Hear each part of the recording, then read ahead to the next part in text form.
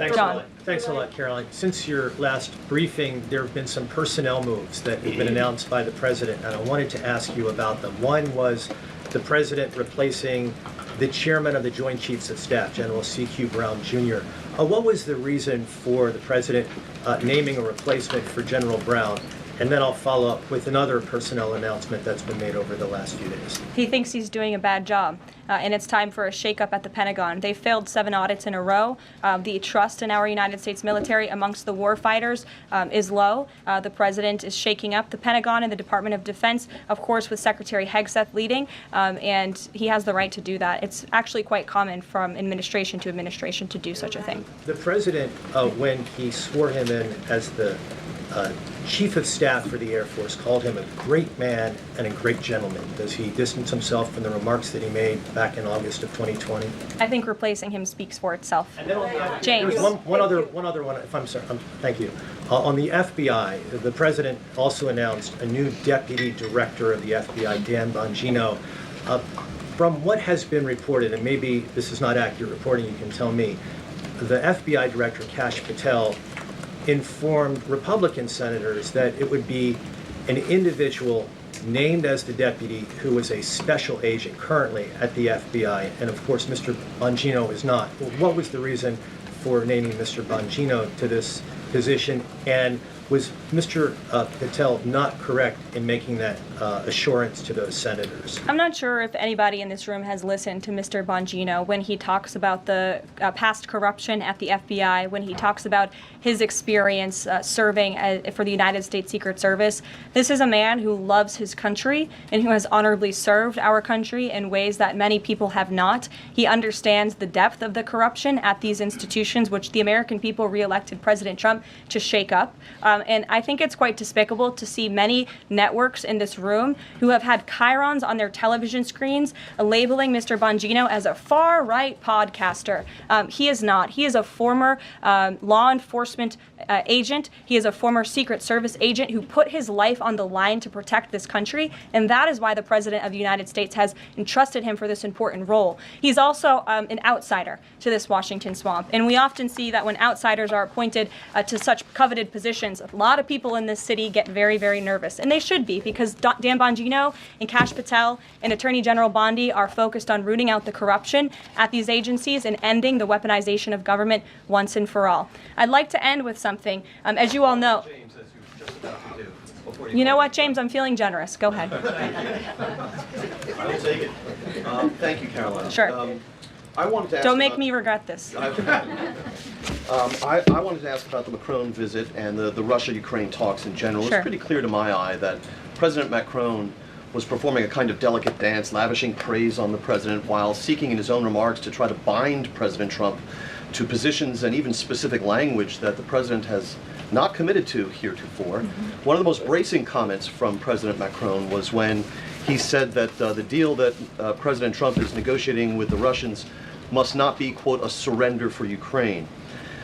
All of the public points that we have heard from President Trump, from Secretary Hegseth, and from other administration officials talking about these negotiations have averred to, quite openly, to concessions from the Ukrainians that will have to be made. The minerals deal, the abandonment of their NATO ambitions, and other elements. So far, we have not heard any administration official suggest a single concession that the Russians should be prepared to make. And so I wonder if you could assure us, at a minimum, that this negotiation process will not be as one-sided as the Europeans seem to think it is, that in fact, President Putin will also be made to engage in some concessions to reach this deal.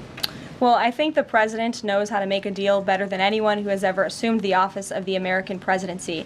And in order to make a deal, you have to bring both sides to the table. And typically, when you make a good deal, both sides leave that table a little bit unhappy. I'm not going to outline the concessions that the president and his team are engaged in discussing. These are obviously ongoing negotiations, and it would be unwise of me to impede them from this podium. But the president has made significant improvements in ending this conflict. He is committed to seeing an end to the war. He wants to see the bloodshed and the killing stopped. He wants to stop seeing young men being killed and slaughtered. This has been going on for far too long. The president inherited this mess because of the incompetence of the previous administration, and he's committed to fixing it. And he's made, some of those concessions clear, but I'm not going to get ahead of him on additional ones. But he is wholeheartedly committed to striking a peace deal in Russia and Ukraine, also in the Middle East. Thank you very much, guys. Good to see you. We'll see you later.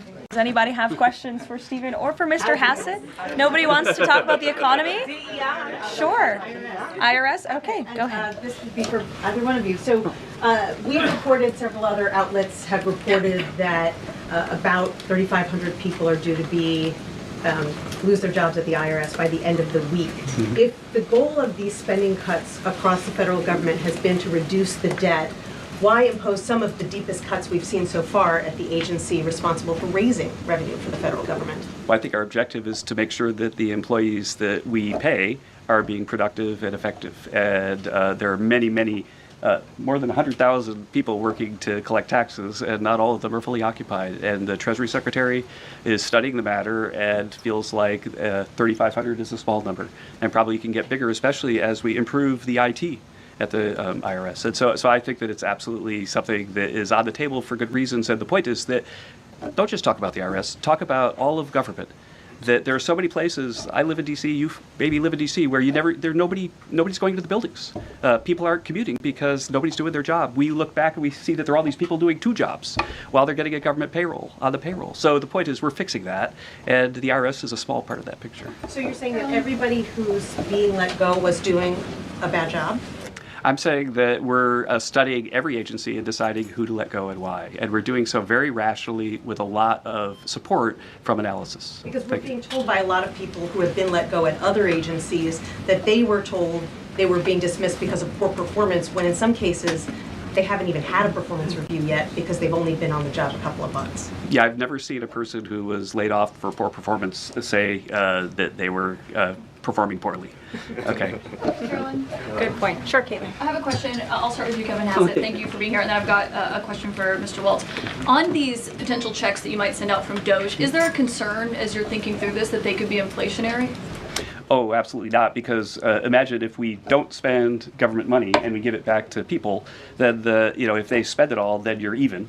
But they're probably going to save a lot of it, in which case you're reducing inflation. Okay, so and also, when the government spends a lot, that's what creates inflation. We learned that from Joe Biden. And so if we reduce government spending, then that's reduces inflation. And if you give people money, then they're going to save a bunch of it. And when they save it, then that also reduces demand and reduces inflation. Okay, so you're not worried about it. And no, Mr. Waltz, to follow up on Peter's question, you wrote in an op-ed in the fall of 2023 that, quote, Putin is to blame, certainly like Al-Qaeda was to blame for 9/11. Mm-hmm. Do you still feel that way now, or do you share the president's assessment as he says Ukraine is to blame for the start of this war? Well, it shouldn't surprise you that I share the president's assessment on all kinds of issues. What I wrote as a member of Congress was as a former member of Congress. Look, what I share the president's assessment on is that the war has to end. And what comes with that? What comes with that should be, at some point, elections. What comes with that should be peace. What comes with that is prosperity that we've just offered in this natural resources and economic partnership arrangement. An end to the killing and European security and security for the world. The president's not only determined to do that in Europe, he's determined to do it in the Middle East. And just a few months ago, we had an administration that had tried for 15 months. Week after week, sitting with you here and couldn't get us to a ceasefire, couldn't get our hostages out. Now we're at that point. We're back to maximum pressure on Iran, and we have just begun, and we will drive towards a ceasefire and all of those other steps. I'm not going to pre-negotiate or get ahead of the sequencing of all of that. It's a very delicate situation, but this is a president of peace, and who here would argue against peace? Okay, so you do share that assessment. And can I follow up? In 2017, go ahead, then Jordan. President Trump. Go ahead, Can I just Jordan. follow up really You quick? just had two questions, Caitlin. Jordan, go ahead. Mr. I have an important Hassett. follow-up. Jordan, go ahead. So, Go ahead. Mr. Hassett, you were speaking about tariff revenue, and you also addressed a question about the IRS. President Trump has spoken about replacing income tax with tariff revenue, especially with all this waste, fraud, and abuse that we're seeing cut. Is that a possibility? Absolutely. And in fact, if you think about the China tariff revenue that we're estimating is coming in from the 10% that we just added, plus the de minimis thing, that it's between $500 billion and $1 trillion over 10 years is our estimate. And that's something that is outside of the reductions that markets are seeing through the negotiations up on the Hill. And so we expect that the tariff revenue is actually going to make it much easier for Republicans to pass a bill, and that was the president's plan all along. And then I have a question for Stephen Miller about Doge. So you spoke about Doge. You said roughly $50 billion is set to be cut in a year of waste, fraud, and abuse by unelected bureaucrats. We're hearing this ironic narrative from the president's critics and the left-wing media that Elon Musk is an unelected bureaucrat and he's doing all this terrible stuff. Isn't one of Doge's objectives to get rid of the federal bureaucracy, the deep state? And also, who was running the White House when Joe Biden was in office? Because I don't know a single person who believes it was Joe Biden. Yes, you're tempting me to say some very harsh things about some of our media friends. Yes, it is true that many of the people in this room for 4 years failed to cover the fact that Joe Biden was mentally incompetent and was not running the country. It is also true that many people in this room who have used this talking point that Elon is not elected fail to understand how government works. So I'm glad for the opportunity for a brief civics lesson. A president is elected by the whole American people. He's the only official in the entire government that is elected by the entire nation, right? Judges are appointed, members of Congress are elected at the district or state level, which is one man. And the Constitution, Article 2, has a clause known as the vesting clause, and it says the executive power shall be vested in a president, singular. The whole will of democracy is imbued into the elected president. That president then appoints staff to then impose that democratic will onto the government. The threat to democracy, indeed the existential threat to democracy, is the unelected bureaucracy of lifetime tenured civil servants who believe they answer to no one, who believe they can do whatever they want without consequence, who believe they can set their own agenda no matter what Americans vote for. So Americans vote for radical FBI reform, and FBI agents say they don't want to change. Or Americans vote for radical reform on our energy policies, but EPA bureaucrats say they don't want to change. Or Americans vote to end DEI, racist DEI policies, and lawyers at the Department of Justice say they don't want to change. What President Trump is doing is he is removing federal bureaucrats who are defying democracy by failing to implement his lawful orders, which are the will of the whole American people. Thank you. Well, thank you, Caroline. Thank you, Stephen.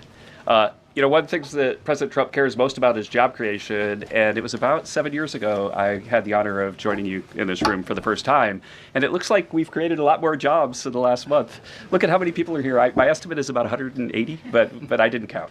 So thank you. It's really an honor to be back here. I think that I just want to go over a few things and then hand it off to Mike. The first thing is that the president has told us to prioritize fighting inflation. And he had to do that because, as you know, President Biden let inflation get completely out of control. And he did it with policies that made no sense. They made no sense. A lot of times people say to us, our friends the journalists, why are you doing that? But I like to think, why did they do that? Why did they spend so much money? And then why did the Fed print so much money so that we had inflation as high as we've ever seen since Jimmy Carter? So why did they do that? So we're addressing inflation. We didn't have to address it in the first term because it was always in the ones, almost always. But we're going to get it back there. And how are we doing it? Well, we're doing it with a plan that President Trump and I and others have talked about in the Oval that involves like every level of fighting inflation. First, the macroeconomic level. We're cutting spending. We're cutting spending in negotiations with people on the Hill. We're cutting spending with the advice of our IT consultant, Elon Musk. And then we're also looking into supply side things, like restoring Trump's tax cuts, maybe even expensing new factories so that there's an explosion of supply. If you have an explosion of supply and a reduction in government demand, then inflation goes way down. And then one of the things that you want to say is, well, when are you going to see it?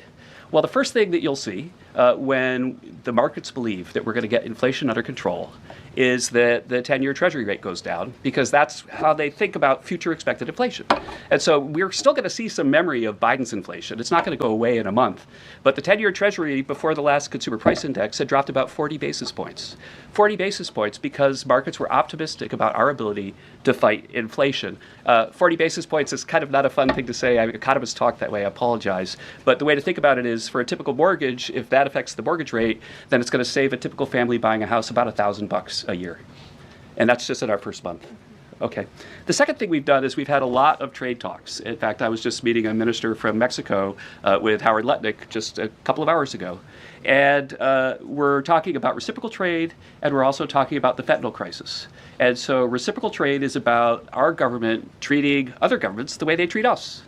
We want trade to be fair. It turns out that Americans have been disadvantaged by foreign governments over and over, and President Trump wants it to stop. And the fact that struck me as most noticeable when I started to look at what President Trump was asking us to do is that last year we have data, U.S. companies paid $370 billion in taxes to foreign governments. $370 billion. Last year, foreign multinationals paid us $57 billion in taxes. We have 1/4 of world GDP. They have 3/4 of world GDP, and we're paying 370, they're paying 57. This is not reciprocal. We're going to try, or we're going to, fix it. The other thing that we've done is we've had an all-of-the-above energy approach that's led by Doug Burgum and Chris and a really large team, EPA. And we've already made so many actions that are going to affect the price of energy and lower inflation. We've opened up 625 million acres to energy exploration. We've cut 50 years of red tape that makes it so you can't have permits. And we've even made it so that when you go home, if you get a new one, then you can take a shower or flush a toilet or read under a light bulb. We're doing that too. So finally, let's just think about like the facts that we can see right now that we think are awesome. So guess what? Small business optimism has gone up by the most ever since President Trump came in. ISM, which is the measure of what's going on in manufacturing, it's expanding again for the first time in years. CEO confidence is the highest it's been in years. And the reason people are thinking this is that our policies give people cause for optimism. And then I want to reiterate what Stephen Miller said, because it's so important, and it's so important for financial markets to start to digest this, that if, say, the Treasury Secretary or any cabinet secretary with Elon Musk is able to find some savings, say $100 billion, well, in CBO land, that's actually like about 10 times that, or maybe 12 times that, over a 10-year window. And so when you're thinking about the negotiations right now over reconciliation and thinking about, well, 4 trillion, 5 trillion, well, those numbers in terms of the savings are going to end up being small because of all the waste that we're finding. And so we're incredibly optimistic about the future of inflation and the future of our economy. And we're optimistic because we're making so much progress so far, and we already see it in market prices.